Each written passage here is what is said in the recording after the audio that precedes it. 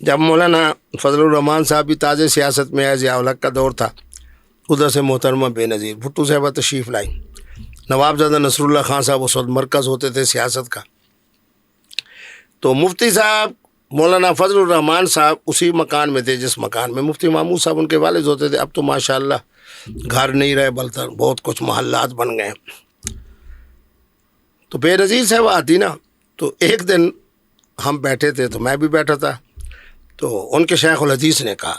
کہ مولوی فضل الرحمان کیا کمال ہے، وہ محترمہ آتی ہے، تم بیٹھ کے اس کے ساتھ گفتگو کرتے ہو، لوگ بس ہم سے پوچھتے ہیں، پھر تمہاری میٹنگ لمبی ہو جاتی ہے، کبھی آدھا گھنٹہ، کبھی سوا گھنٹہ، کبھی ہم شرم کے ہمارے اندر نہیں آتے کہ تمہاری سیاسی باتیں ہیں جی، خدا نخواستہ لیک ہو جائے تو میں بڑا مزاحیہ تھا پہلے دن میں نے کہا بھائی بے نظیر صاحبہ کا نکاح چونکہ نہیں ہوا تو مولانا فضل الرحمان النظر الی المخطوبہ